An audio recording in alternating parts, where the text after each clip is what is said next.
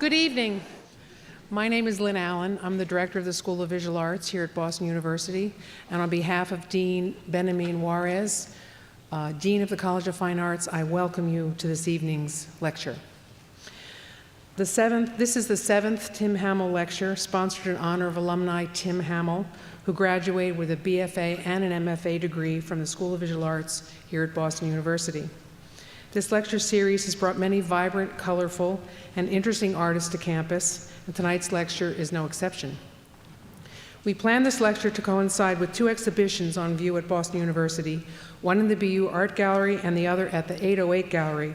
Both showcase the 25-year history of prints from the Caversham Press in KwaZulu-Natal, South Africa, a place where William Kentridge has made many prints. And many of these prints are on view, as well as other by prominent and emerging artists in South Africa and farther afield. If you have not visited the exhibitions, please do. They're up through the end of March. William Kentridge needs no introduction. Best known for animated films based on charcoal drawings, he also works in prints, books, collage, sculpture, and the performing arts. His 30-year survey at the Museum of Modern Art last year was a knockout, as was his production of Gogol's The Nose at the Metropolitan Opera. Although he will tell you he is uncomfortable in some situations, he appears to be able to do most anything. In introducing William, I am not going to mention what is obvious in his work, the sobering effects of apartheid, colonialism, and political turmoil, but rather say we are lucky to have such a humble man in our midst. His honesty about his beginnings, how he gets to an idea, and how he uses the mediums they are made in is pivotal for an aspiring artist or professional to hear.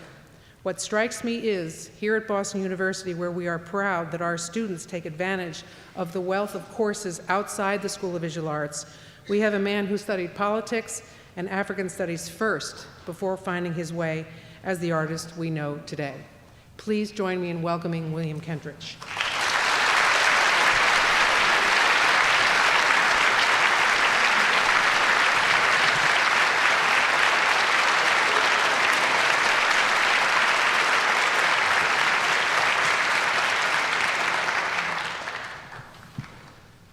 Thank you, Lynn. Thank you all for being here. When I was about 6 years old, I was on a train journey on holiday with my family, and I remember my father reading us a story which I'd forgotten for many, many years, but it recently has come back to me in a strong form, and it was simply the story of Perseus and the Gorgon's head, which we all remember. You remember that there was King Perseus, and the oracle in Greek mythology, there's always an oracle. The oracle told him that he would be killed by his grandson. And so to prevent this happening, he tried to prevent his daughter from having a child. So he locked his daughter Danae up in a room in the basement of his palace. And there was just a small window at the top of the basement. And of course, Zeus, the king of the gods, came through the window in the form of a shower of gold and impregnated Danae, and she had a child, Perseus. And King Perseus, discovering that in fact his daughter, who he thought was safely locked up, had a child, then had her and her newly born son put into a casket and thrown into the sea. And as happens in these stories, she washes up on the shore, and a shepherd, there's always a shepherd conveniently on the shore of every island, and the shepherd Dictys takes them and looks after them, and Perseus grows up, and he grows up a great warrior. And then there is another king, King Polydectes, who himself fancies Danae, but thinks in order to get this hero's mother, he'd better get rid of the hero to get access to the mother. So he sends Perseus off on what he thinks will be a suicidal mission to kill the Gorgon, to kill Medusa. Medusa, whose hair is made of snakes and whose visage is so terrifying that if you look on her face, you get turned to stone.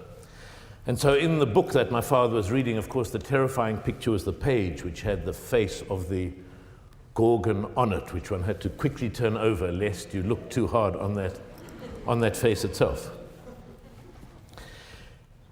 And then Perseus has the different adventures. He meets the Greys who have only one eye between them. It's like a proto-camera that has to get passed between, they only have one tooth and one eye between three women. And they pass the eye between them to look, and they pass the tooth between them to eat. And he has further adventures and goes, and he's given a reflective shield. And so when he goes to find the Gorgon, he can look at her in the reflective shield and not directly, and so able to slay her by looking in the mirror, and puts her head in a bag and comes back. A hero. He also puts the world back onto Atlas's shoulder, and he frees Andromeda. But the key thing, not necessarily in the story, but for me as a 6-year-old or 5-year-old that was astonishing, was that he comes back and he hears the story of what the oracle had predicted, that he is going to kill his grandfather. And he thinks, that's such ancient history. Of course I'm not. What interest do I have? In fact, I'm going to go back to my grandfather's island and make peace with him and say that, I have no need to enact this act of revenge. And so he sets off back to Perseus' kingdom. But on the way, he stops at the island of Larissa, where he hears there is an athletics games happening, athletics competition. And as he is the great hero and has killed the Gorgon, he decides he will take his chance at the athletics games. And he takes the discus to show his skill at throwing the discus.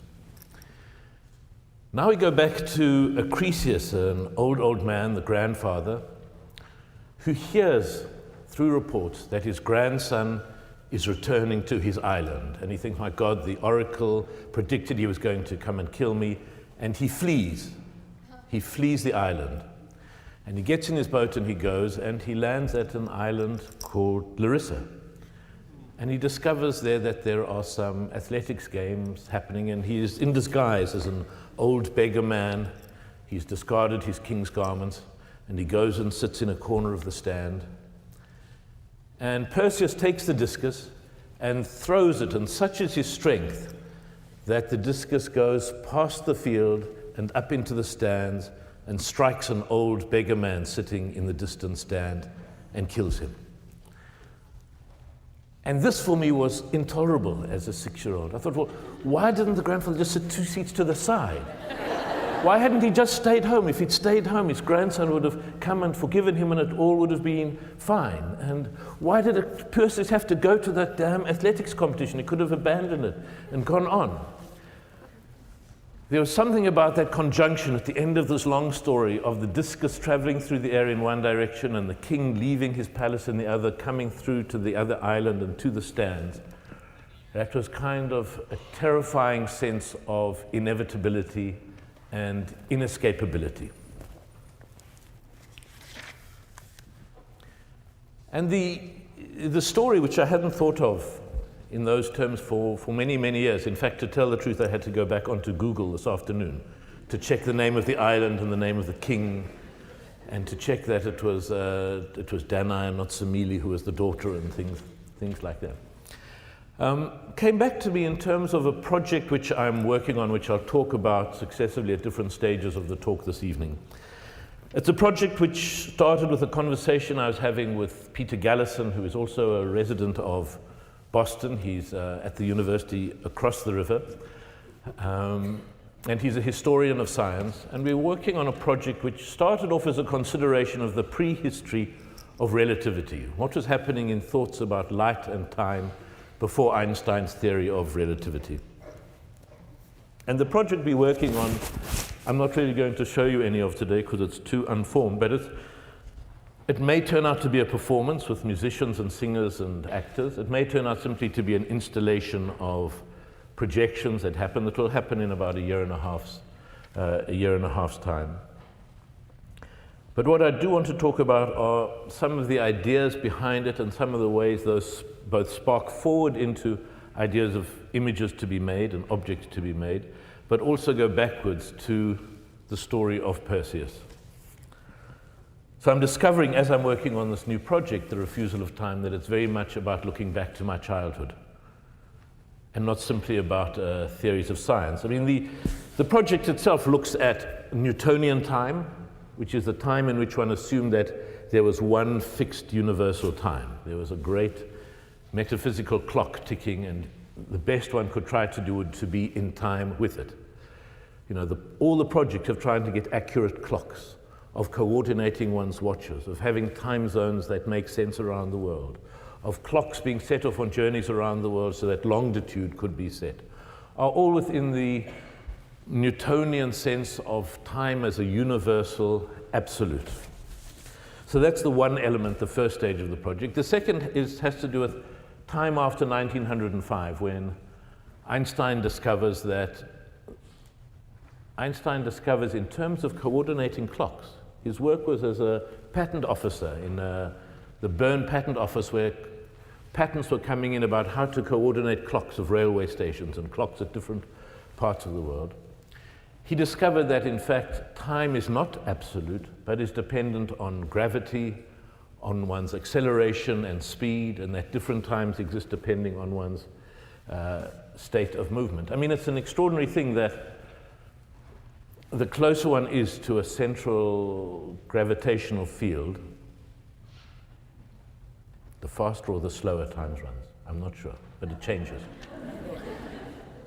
And there are in fact now tiny atomic clocks, minute atomic clocks, such that you can actually see that if you hold a clock at the level of your waist, it runs at a different speed to a clock if you hold it at your head.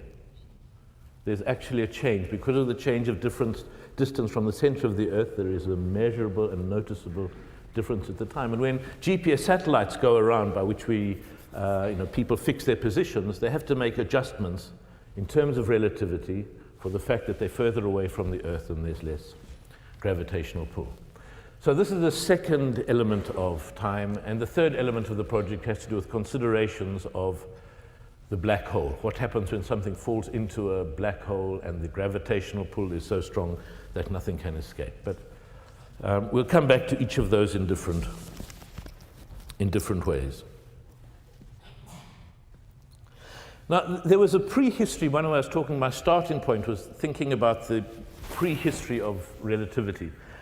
And there was a French scientist in the middle of the 19th century when they started measuring the speed of light, when they discovered that light was not instantaneous, but travels a foot in about a billionth of a second, or a billion feet every second is the speed that light travels.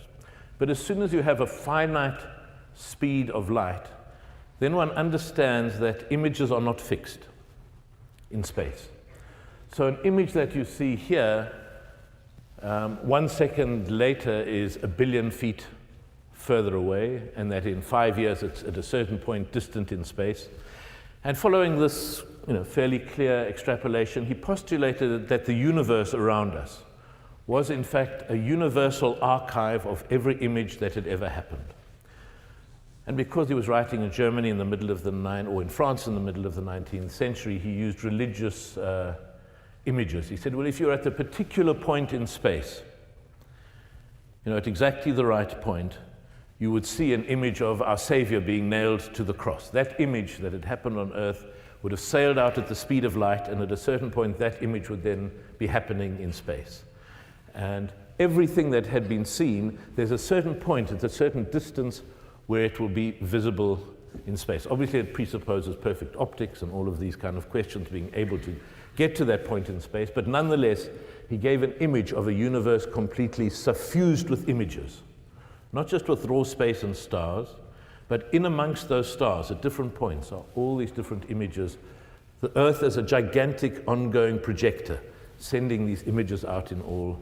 And that was really the starting point for my interest, to say, how does one do a representation of the promiscuity of images that we produce, that shed outside through space. Now, there's a sense in which if one thinks of a picture, one's thinking of a very fixed or image, like a photograph or a painting. It's a completely fixed image. If one thinks of a theater, or something that's happening between people on stage, then you have an image, but which also moves forward in time. A fixed painting is the same unchanging image whether you look at it now or later or how you go. With a piece of theatre, you have something that is moving in one direction. You have an image, but it changes, and you can move forwards and see it. So it has movement, but only in one direction. And then about a century ago, just over a century ago, when movies were starting to be made, at the start of movies, suddenly you had a different phenomenon. That you could, in terms of the images and the stream of film that you have, go forwards, see the hand move across, and then see that very same hand move backwards through time to its origin. Okay, obviously time was moving forward. The film, even as we were running it backwards, we were aging, but nonetheless there was an image of time going backwards. Even if it's a utopian image, it's not a real image of time actually going backwards, it's a representation of time going backwards. But we then started being able to think of how would the world be if one could reverse times. And there's obviously, if one just thinks of the space that regret occupies in each of us, then there's an enormous space for the utopian possibilities of things running backwards. You know, regret is always, it could have been different, if I hadn't said that, if I hadn't done that. Well, with running a movie backwards, you've kind of got the possibility of taking it and seeing what it was at the starting point, and then changing it, and then when it runs forward, it's different to, in fact, what had happened.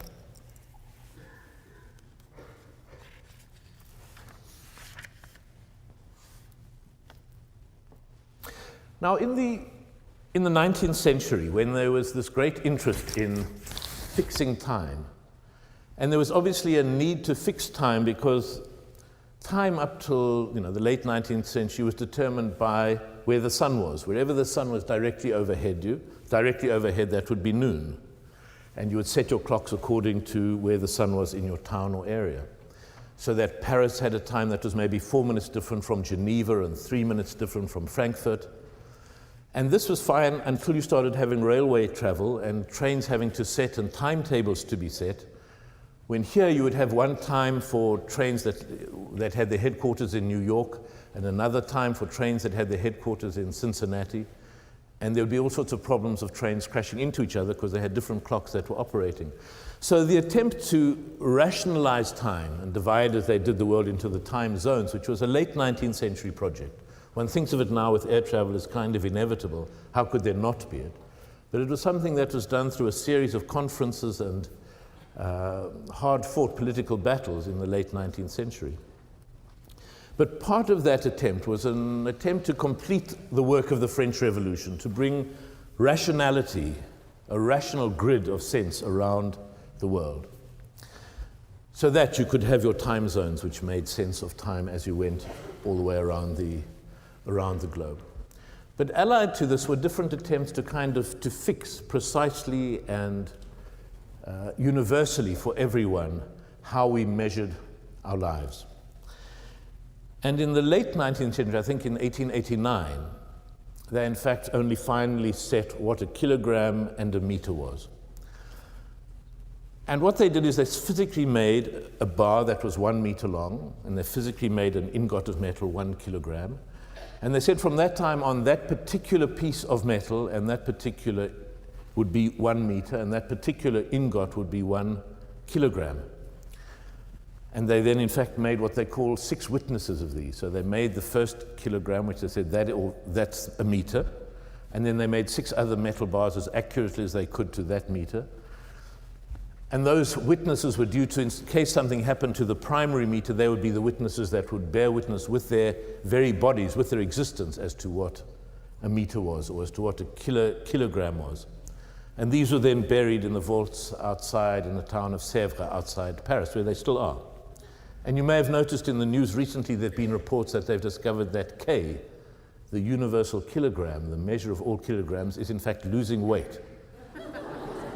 Completely inexplicably in relation to its witnesses. So they take them out every now and then, they look like cheeses in a glass bell jar, and they take them out and they compare them, and inexplicably it's losing weight, and in 1 billion years or something, at that rate, the entire ingot will have disappeared.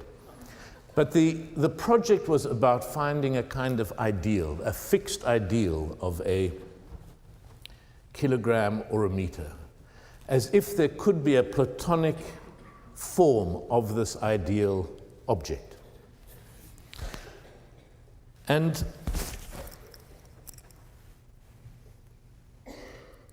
In fact, what one discovers that the K and the meter, the K and M, kilogram and meter, become a kind of fiction. And what they do is they posit a world in which there is this complete fixity and the centrality of fact. And the very fact that the kilogram is losing some weight starts to shake this foundation. But metaphorically, which is what I'm interested in the science, I'm not a scientist, I'm not a historian of science, but I'm very interested in the way in which these scientific theories and ideas provoke ideas in us and tie us back to very primitive and very direct emotional feelings or other intuitions about how we are in the world. And for me, there was something repugnant, or I suppose difficult, about the idea of something as fixed and unchanging as this kilogram or this meter. And it sort of presupposes that everywhere in the world there are these platonic ideal forms of something. There is the ideal coffee pot. There is the ideal cat. There is the ideal different objects, which all examples of them aim to copy. Every meter in the world tries to get as close as it can to the one that's buried in France, and every piece of mass tries to be as accurate as it can against the kilogram in Paris. And so one of the parts of the project I'm working on this refusal of time, which is a kind of refusal of these grids and limits and shapes of that we are surrounded by, is to think of unreliable witnesses. Witnesses of the meter that are not good witnesses of a meter. Witnesses of the kilogram that insist on changing their weight. And this was one of them,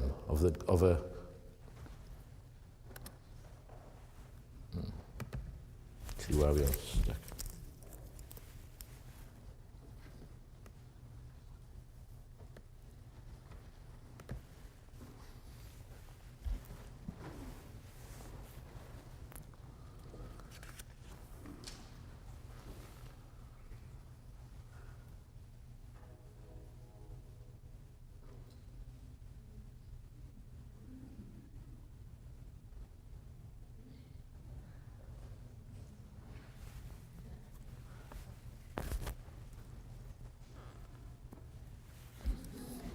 So that was.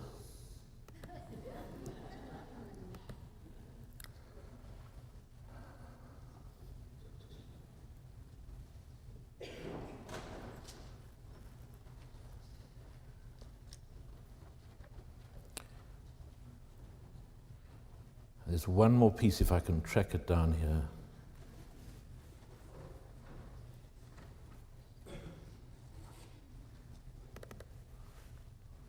We're going to have a lot of this hunting through the computer to try to find the. This is another further example of meditating on what it would be for this coffee pot to have its different.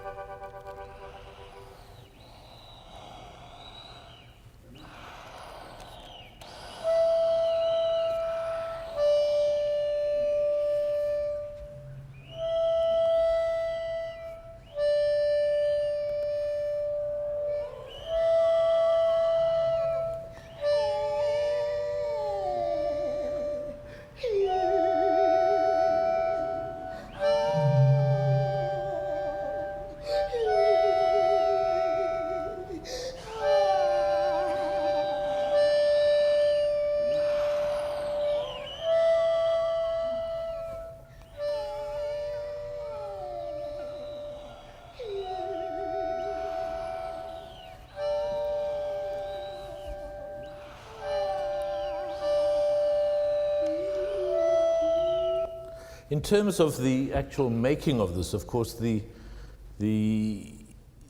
basic exercises in trying how to train the confetti to fall in the right place. And it's really the subject of a different lecture, but one of the questions always is when one has found the kernel of an idea, the real work is not in the idea, but in the grammar of the performance of the idea. How you actually have to get the paper to behave.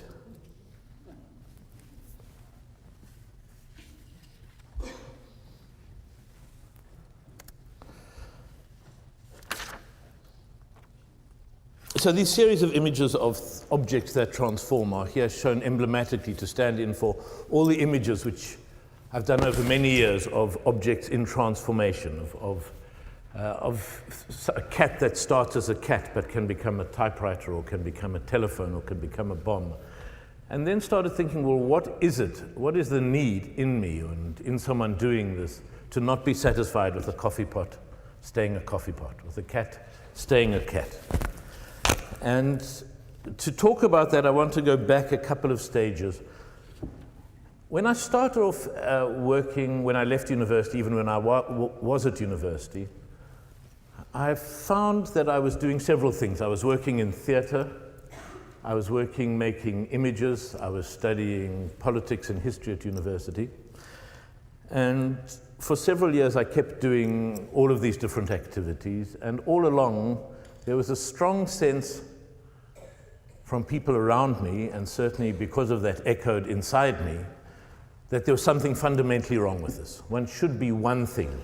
One should be either someone who makes theater, or should be someone who studies and works at an academy and is a scholar, or one should be an artist. But to try to keep doing all of these things was simply a refusal to buckle down and get down to things, and was a sign of dilettantism and weakness of character.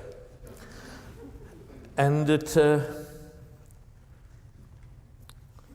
took a long time for me to understand, and a lot of attempts to try to only do one thing at a time, to discover that even though that's what I might want, in fact, temperamentally, there was something much deeper that made me need to work in these different fields, to work across mediums, to say, no, it's not enough just to be making drawings. They also have to have the possibility of shifting and changing.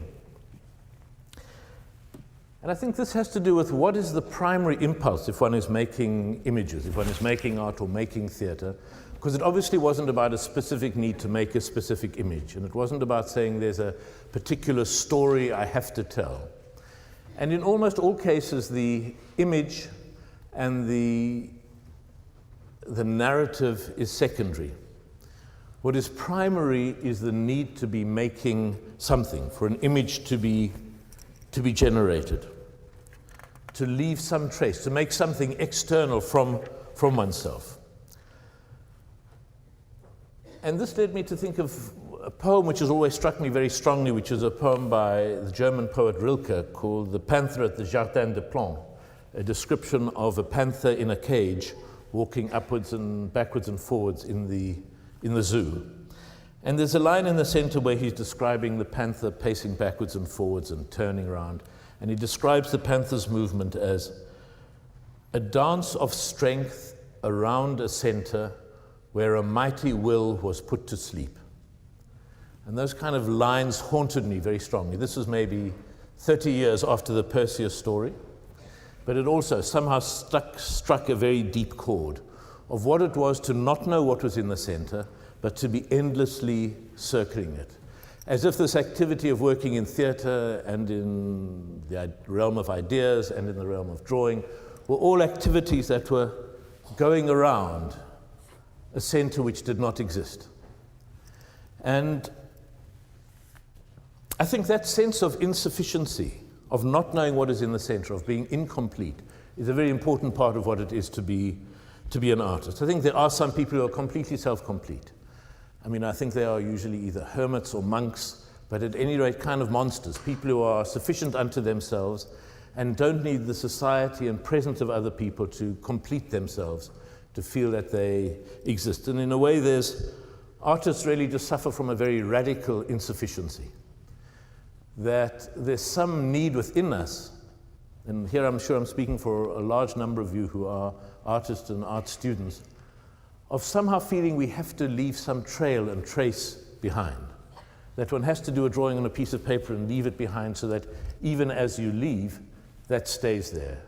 And one can think back of one's life as the series of pieces of paper left behind, almost like Hansel and Gretel leaving the crumbs behind them so they can find their way home at some stage.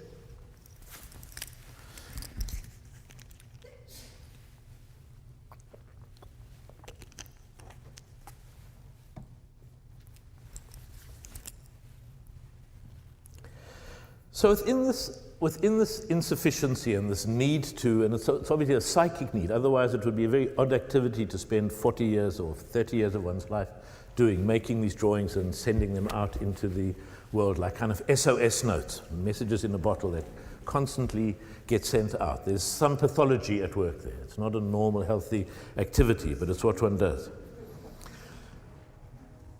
And that brought me to think of the sense of both insufficiency but also division of the self, from being a single unified being into being split into many different areas and many different parts. And one of the interesting things when we come to relativity, which is the second part of the project, these multiple false witnesses of the coffee pot relate to a kind of refusal of the Newtonian, fixed, Platonic, unified world.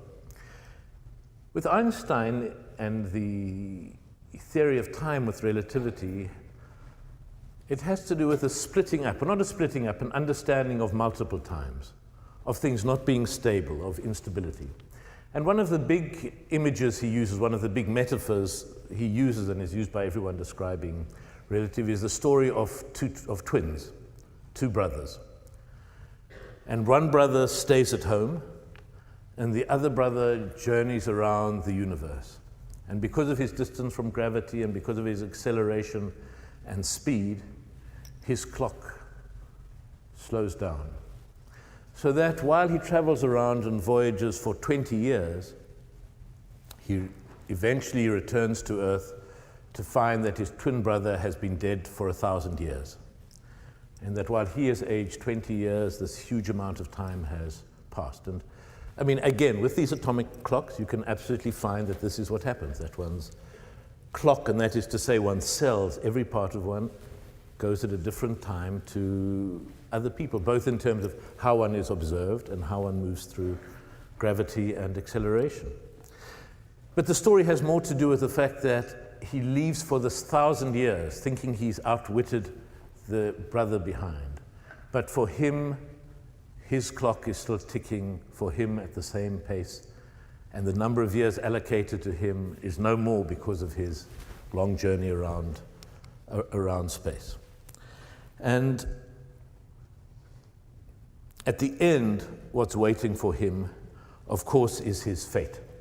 There's a wonderful Ghanaian aphorism which talks about a man who fled his fate, a journey of 60 years.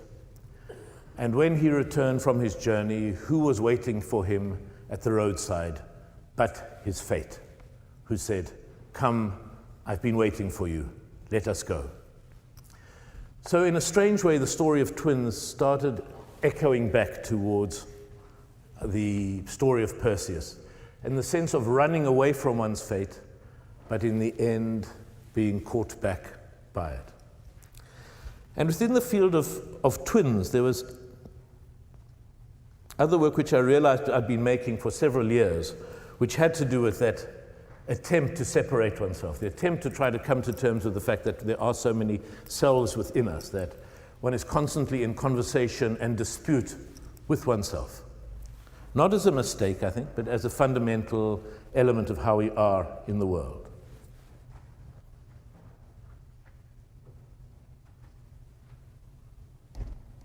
I think this is the one. We'll find out.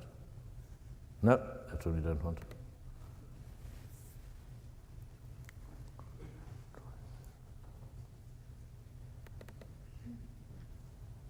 Here we go.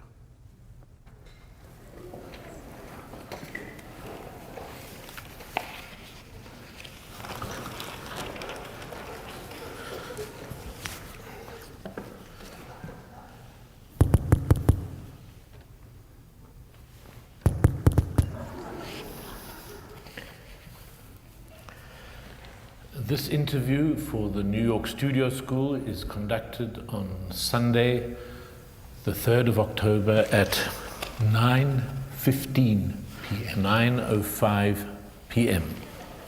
Now, we have 3 minutes, so please keep your answers succinct, to the point, and make them accessible to a general public and audience that is listening. Can you describe your life as an artist? I mean, can you rather say what it was that you did today to give us some sense of how you fill your hours between waking and sleeping every day? I mean, can you tell us about what if there was inspires enough time, you? I mean, I would be able how to is so many different things that one could begin to spin out for everyone here. But it's just that there's such a short to explain how I get from the first. He's not saying anything that's interesting at all. I mean, he's not talking about truth or truth and beauty or about mystic truths that are revealed by the artist to the compulsion. He's talking about mayonnaise. If I could just explain these things better to Tabasco sauce. All right, let's talk about inspiration. I mean, would you say that your inspiration comes from skies as coupled colored as a brindled cow? That's Hopkins. I know it's Hopkins. I have read everything that you have read and more. All right, here's a question. Can one teach art? Yes. No. I write that down. No. I mean, either you have the ability to make art or you don't. Would you agree? No. I write down yes. I mean, what makes you tick? I mean, can we get one word of truth out of you? We'll wait here to hear the I will outwait you. Bitter year for bitter year.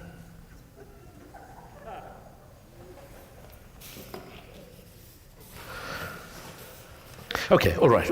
At least can you describe how you make your work? I mean, perhaps it's like an image that you have in your head, and you start at the top and you pull this image comes closer and closer towards you. Or do you start with a blank sheet of paper, and then slowly you find this intermediate membrane between yourself and the world that enables you to navigate your way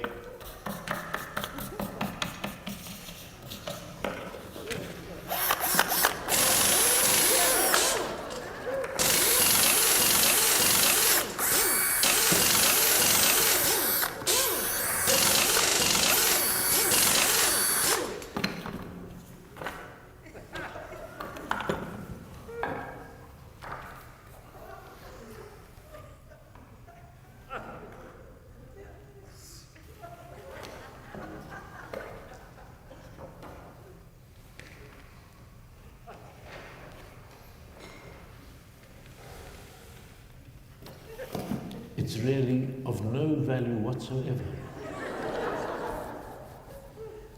Feeble. I don't quite know what he's doing here this evening at all. That concludes our interview.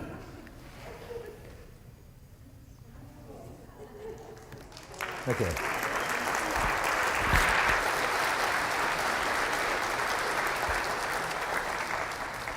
So this film was made many months before I was working on the Refusal of Time project.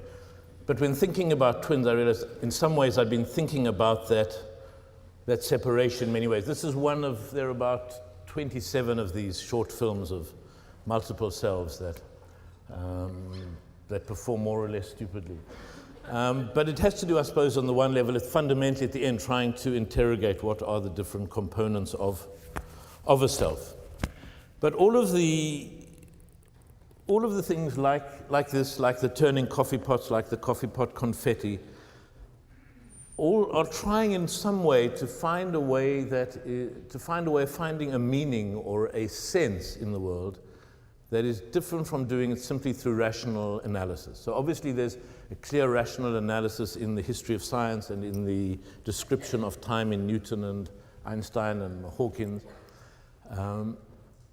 But the way of trying to approach it in these films or in the drawings has to do with a different approach to making meaning. And I think it has to do with the practical epistemology, to judging something as it is made and trusting in the hand and in the making of something as a way of generating and justifying a meaning. And I think this has to do with the category of recognition, with our ability to recognize something even if we don't know it. So it's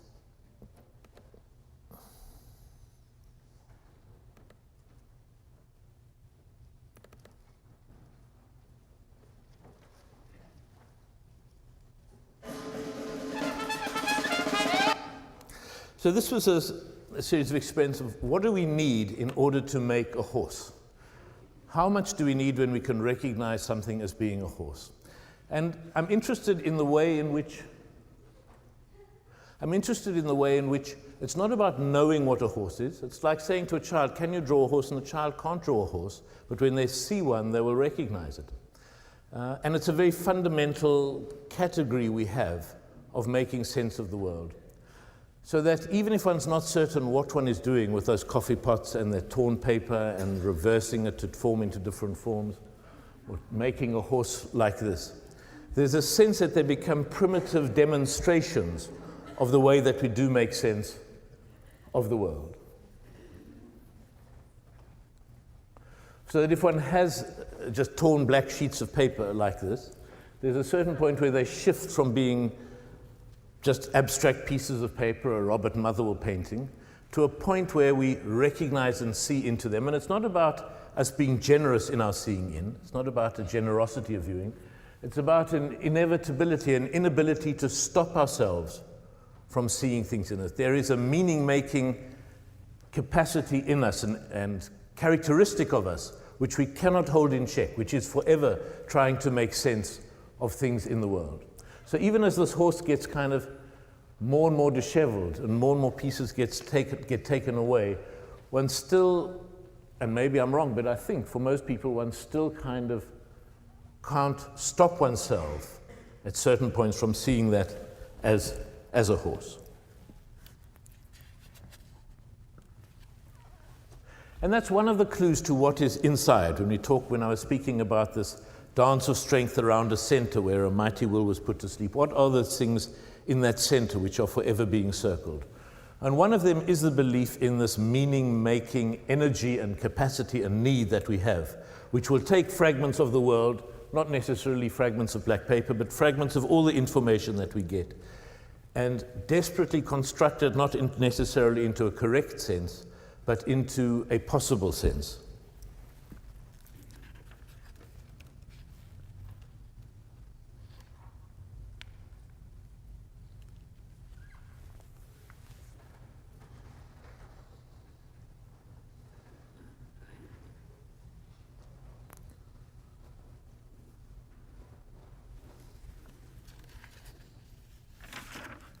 That even as it starts just turning into if you start with that, you would not know it's a horse, but if you come down to it at the end, one is almost watching it. At a certain point, it does disappear.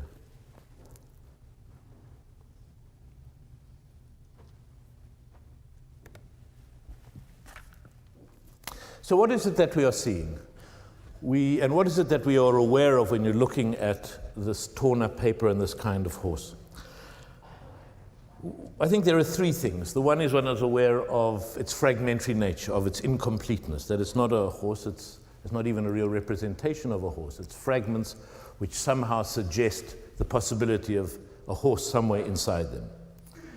The second has to do with our sense of it being handmade, of it being generated by hands torn and put together.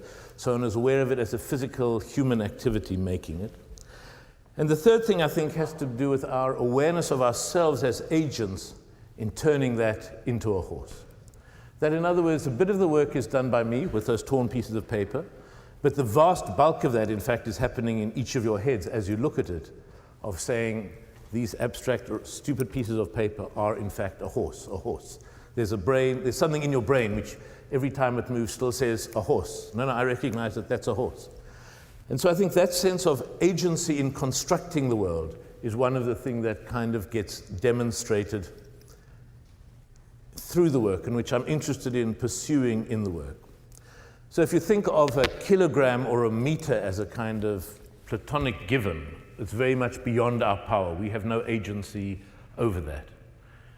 But as soon as one starts saying, well, in fact, a coffee pot can be blown up and turned into any number of different things, it gives us some sense of agency in the world, of being able to shape it, not simply being subject to given facts, to given forces, to given patterns in it. And I think that would be another element of what it is to be making, to spend one's life making art, making whether it's theater or images or film, is trying to carve out a place for some agency for oneself. And what is that agency that one wants? I think it's an agency which hopes almost that even as one returns and one's fate is waiting, along the way pieces have been strewn, almost as if you yourself are subject to fate, but there may be some way that the thoughts that have come out of you or these pieces of paper that have been left are almost get abandoned by fate along the way. Of course they aren't, but it's as if they are. And so one goes through with a double sense. On the one hand, a belief that in the moment one is almost escaping one's fate, but knowing at the same time that whenever one does, one is simply marching towards it. And that this large project about time and the refusal of time, in the end, I suppose, is a reflection on what is it that we all do while on the march towards the inevitable black hole. And I want to end simply with a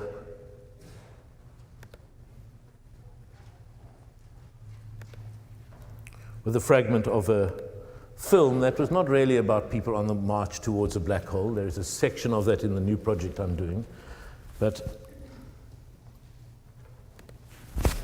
on a different procession. And after that, I'm very happy to take questions, and maybe even during those questions try to make sense and tie together the different things that have been spoken about.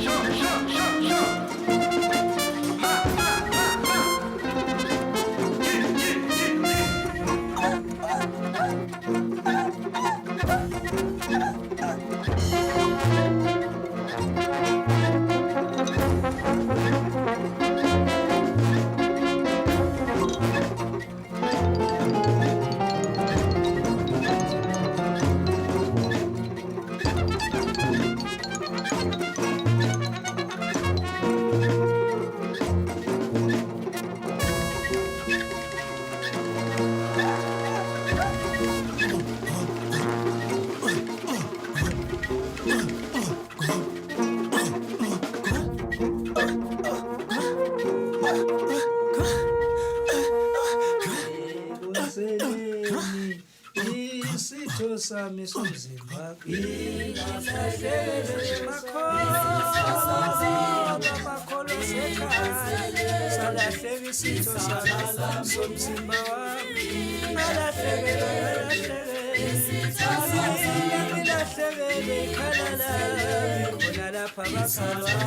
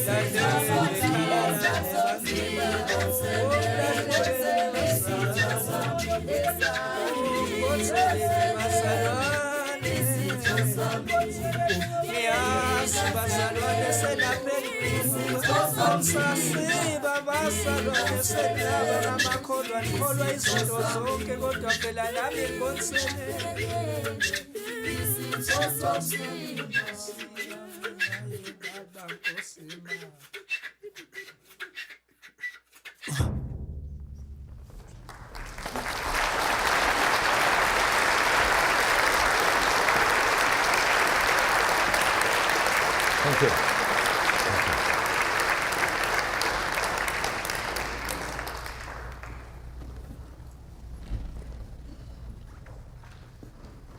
Yes, I wondered if you could comment on the source of the music that you just showed in this last film and your choice of that source. The music was made out of two parts. One is an African choir, Johannesburg choir, that make that very strange whistling sound that sounds like a squeaking sound as they are spinning around, but it's made with air behind their teeth. And the other is a kind of crazy klezmer dance piece written by the composer Philip Miller. So it relates to the Nose, the Shostakovich opera, but it's not music by Shostakovich, it's Johannesburg music.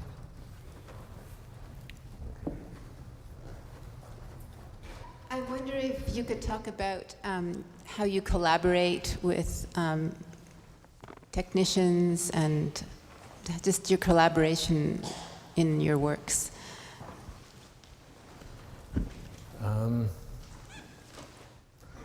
I can, but it's, there's a lot to say about it, and it's probably the subject of a separate talk rather than a glib answer.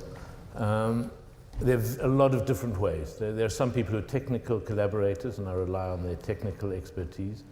And there are some people like the composer who is very integral to the construction, and we'll meet at a very early stage of a project and talk it through together, and constantly go backwards and forwards between music that's being written and images that I'm making. Hi, thank you very much. I enjoyed your lecture. It was wonderful. I had a question about the imagery of the nose in the past piece, and it made me think of Gogol's, Russian absurdism of, the story. And it also made me think about, the kind of tradition of Russian absurdism and the political, there's kind of this inability and, how art, this kind of futility of this kind of universal meaning. And it just made me think of how you see that. I mean, is that kind of where you're getting with the relativity and the scientific project in terms of? Okay, it's a good question. I haven't thought of them as having any connection. The absurdism of Gogol and the question of this question of time, but in the form in which the piece is finally made, I'm sure there will be affinities. That's something that I'll have to test, tease out when it is done. But I mean, the one thing that the Gogol has to do is a world in which a kind of Cartesian logic and rationality doesn't hold sway.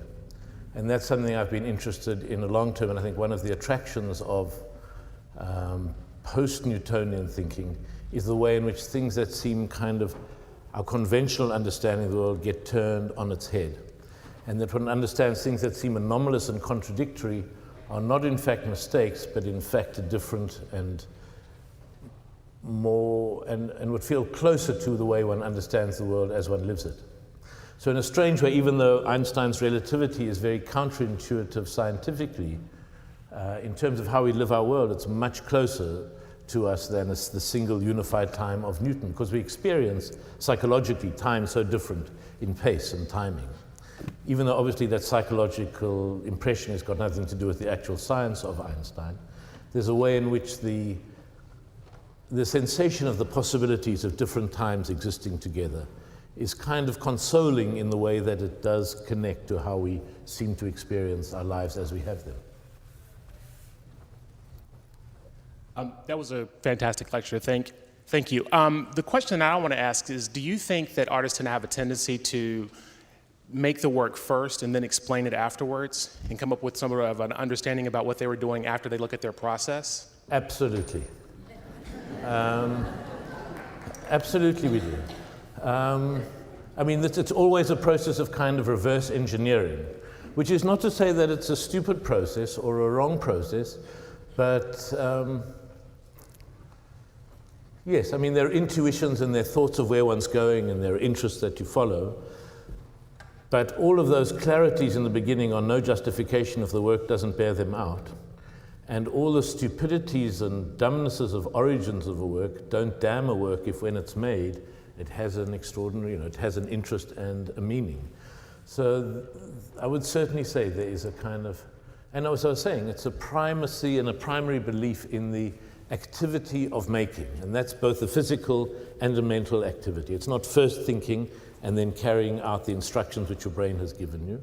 It's starting with an impulse of an idea and testing it in the world on stage or on a piece of paper or on a piece of film, and navigating that relationship between the idea and what is presented. And then when it's finished, then one obviously goes back and one neatens up and writes the essay. But it's always an approximation either way.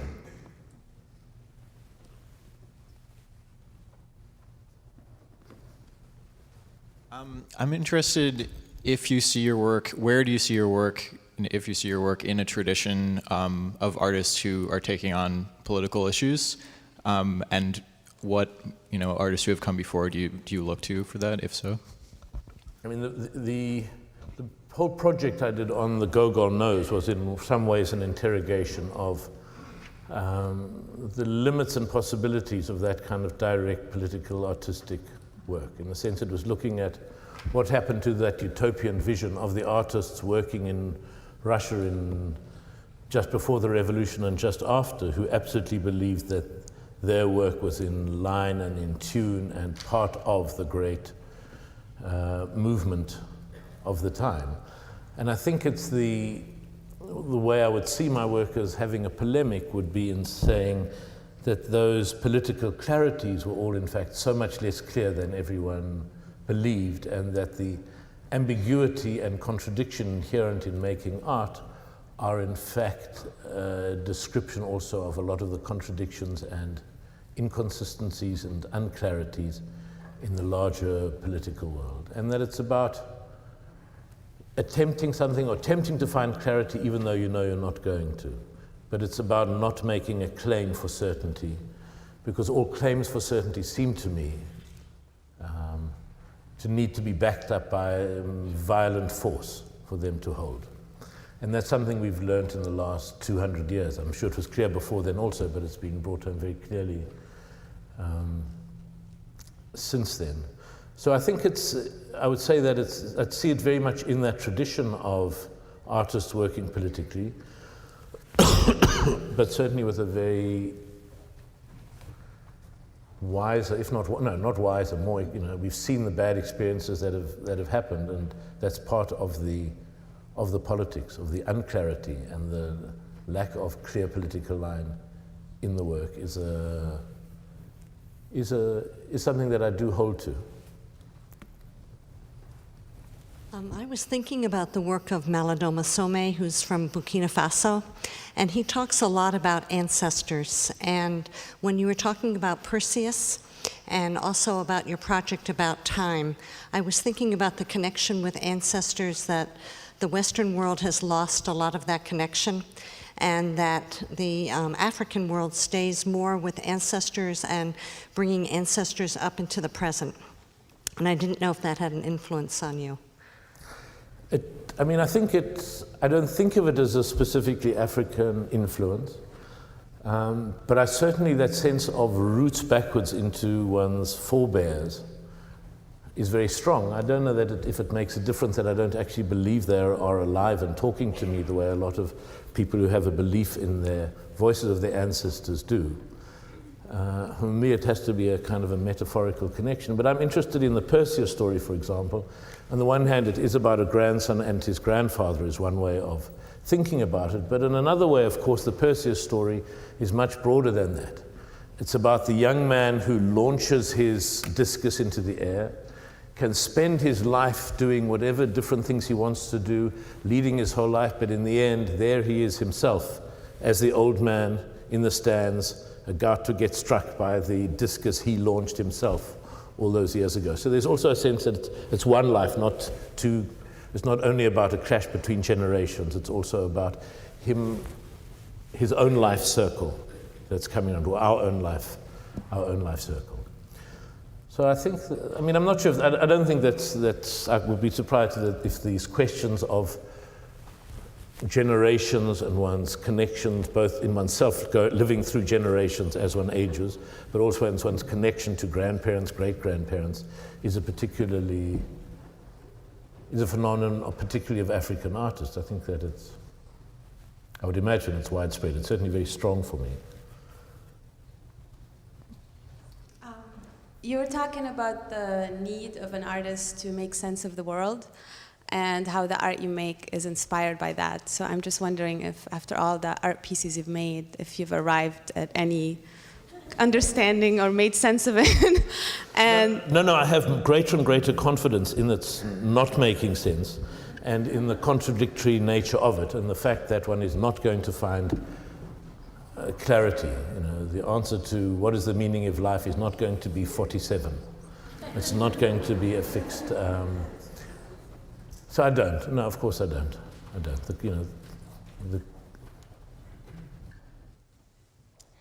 Hi, I was just trying to see if I can get this out. When you said the words violent certainty, it reminded me of the Platonic solid of the K and the M, and how you were then, some of us become desirous of having more agency than that, and that certainty also, that violent certainty also comes back to, fate or the black hole, or somehow all those things seem like one. I think it is. It's about trying to escape one's fate, and even though one knows one's not going to, the work is what one does all along the way, trying to be different to what you're inevitably going to be. Hoping that each work of art you make is something new and tells you something new about yourself, even as it doesn't. Hello. Have you read Nigel Thrift? I'm right over here. No, I haven't. Actually, no, I haven't. I feel that your work is a lot like his, and I was wondering what your thoughts are. And he said, we cannot escape the fact that our means of depicting the world is bound up with what we take the world to be. That makes sense. And then I found that your work deals a lot with transformation. And how do you feel about the art of, do you feel that the arts of living is emphasized transformation? The art of? The arts of living in our everyday occurrences emphasize transformation. I was just wondering if you could talk about mainly the word transformation in your work, the manipulation of time. Transformation is a dangerous word because I think of self-transformation, attempts to change one's self and be better and things like that. So that makes me anxious. But understanding the world as in the process of becoming what it is, in retrospect it will seem inevitable that it had to become what it was, but that the art is trying to, or the activity of living is trying to resist that, to keep the possibility of different endings.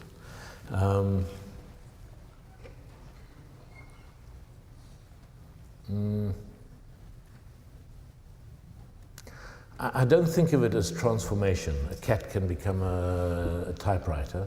I think of let's make the cat a typewriter.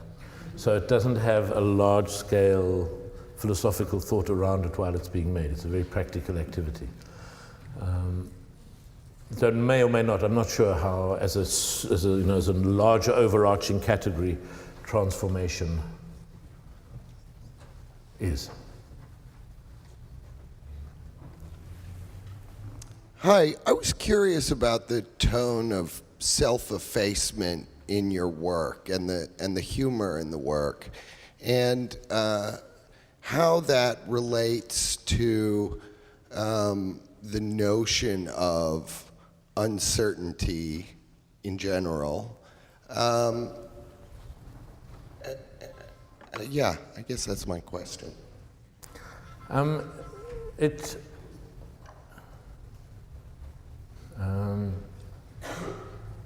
It may. I mean, I think the starting point, which is an uncertainty of self, is definitely an important part of the beginning of it.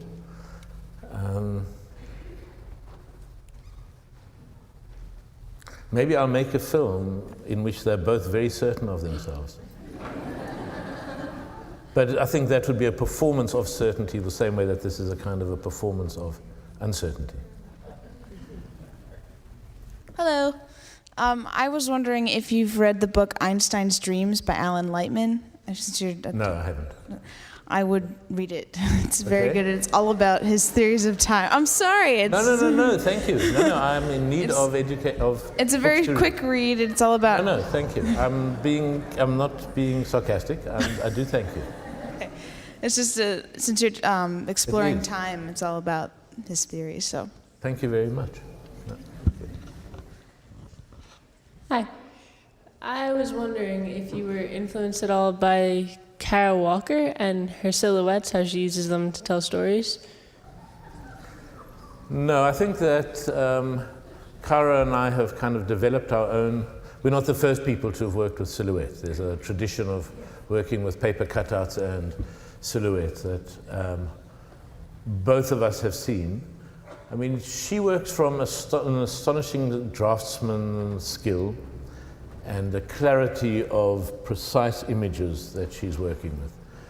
And I'm interested, as you could see in the horse, in our making clear things that are unclear. Obviously, her images rely on recognition also of a flat shape to understanding that it's a figure inside there. But I think we once made a film together. We spent a morning making a silhouette film together, which was 15 or 20 seconds long. You could very clearly see that's Kara's figure, that's my figure. And it was a very, I mean, I know her work well and I have huge respect for it, but I don't think she's influenced by what I've done, and I was doing shadow processions the same time that she was. So there's an affinity, but I think there's a greater differences than the real affinity.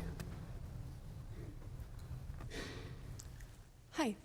I was wondering if you could talk about the juxtaposition of Soviet imagery with commentary on the South African political situation, and what it is that that juxtaposition is bringing out about your commentary on South African politics, if anything in particular.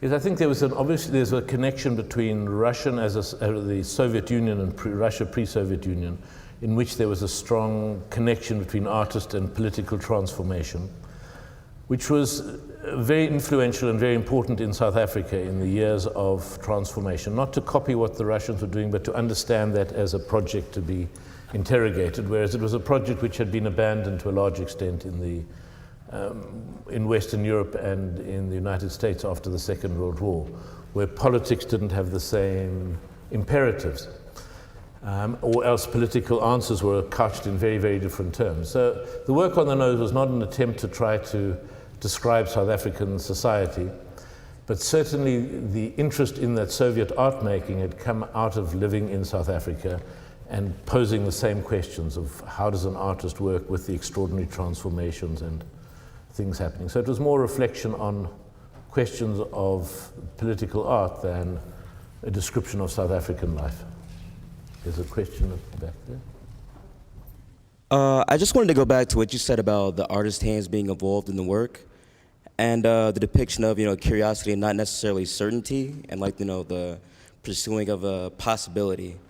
And I just want to know what happens when you take the artist's hands out of the work and possibly put it into the hands of a machine, or when you change the hands of the artist and make the hands maybe a group hand. What does that do to the work?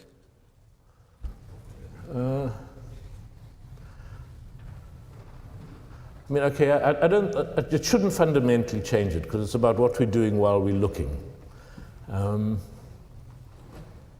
It could certainly be, I'm trying to think what it would be in practical terms. People can certainly have people in a group making their own figures that together interact and make your animated film, as I've done with film workshops.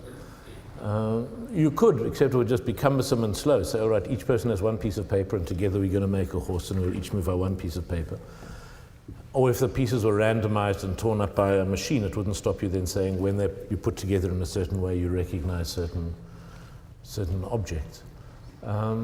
So it shouldn't fundamentally change what happens as a viewer. It would change your strategies of working as a maker, and could certainly be an interesting challenge.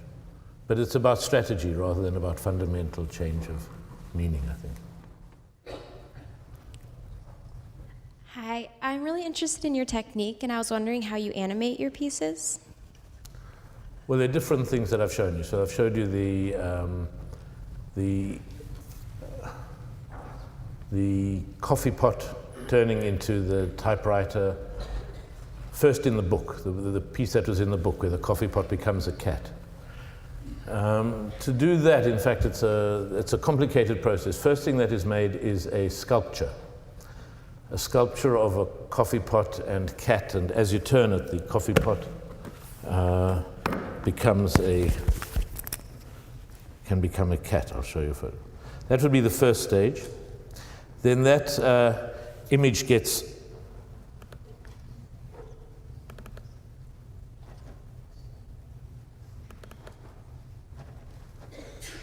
how are we going to get this? So there's a sculpture of a coffee pot. Okay. And this is the same sculpture.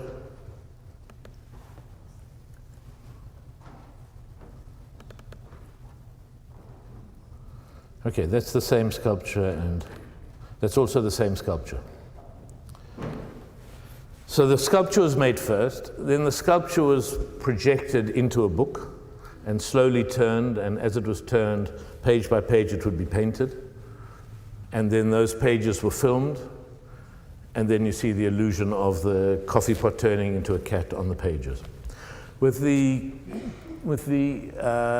coffee pot that turns into those different objects in confetti, that blown confetti, it consists of tearing up masses of black tissue paper and making a drawing of a coffee pot, and then blowing it into the air with the fan and waiting for it to come down and hoping it will come down as a cat or a coffee pot.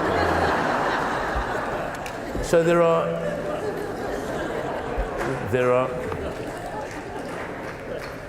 different techniques that are required for the different things, but they're all pretty hands-on and very simple, and they don't rely on, I mean, I don't have computer wizardry, so they don't use it. Not to say I think there's anything wrong with using that, it's just not what is. Obviously computers are used in editing, and it's shown on a computer at the end, but it is a very manual kind of animation. And the two people talking, it's first the one person talks and then the other runs around and does the other talk.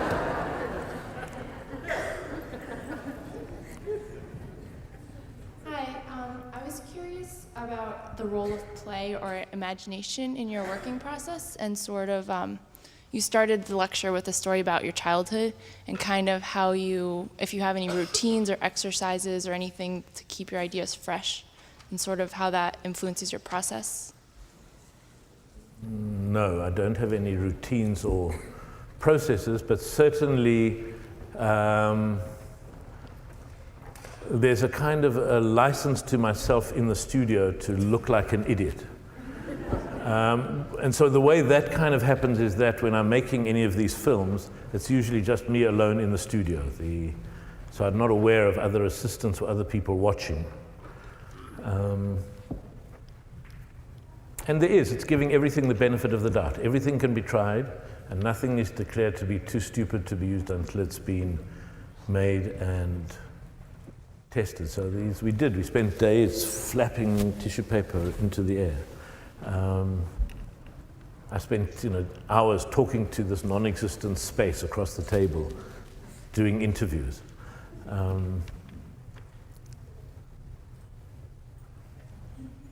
There are a lot of, so it is, you're right that it does refer back to childhood. And the strategy of play, or the category of play, is important. Category of play important in the way in which one of the meanings of the word has to do not so much with the voluntary lightness of activity, but is giving yourself over to rules that are kind of arbitrary or not essential or at the edges of the world. So the rules of a game are kind of not necessary, but they're there, and if you play the game well, you stick absolutely to those rules and hope within those rules you will still generate, if you're playing a game, some kind of beauty or skill. Yes, there's a question up there. Oh, sorry, okay.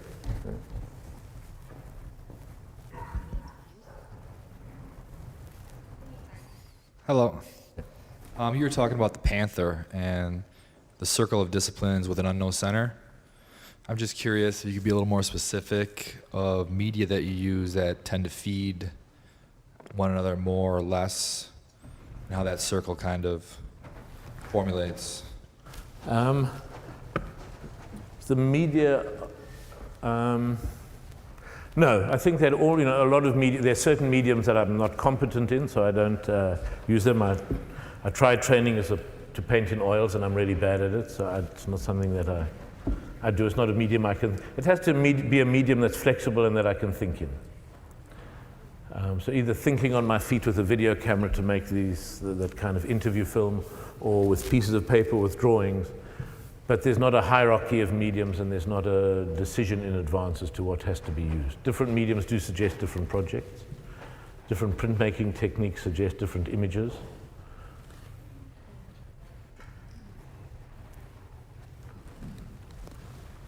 Hello.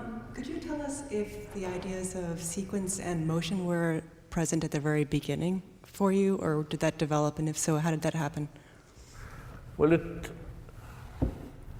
no, there was a very clear sense that when one was making art, when I started, you made static images. And when you were making film, you made moving images. And the two are not the same.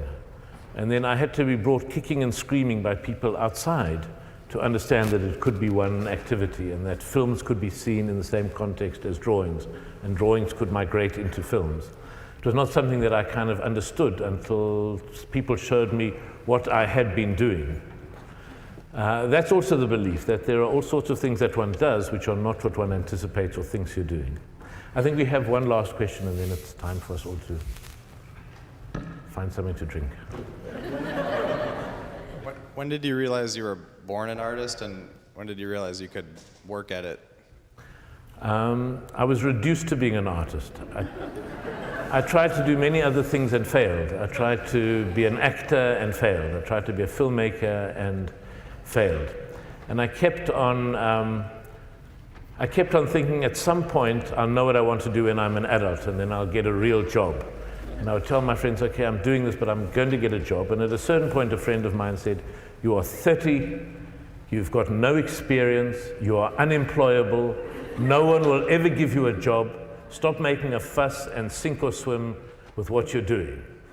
And then I said to myself, all right, I'm an artist. So it was 30. Thank you.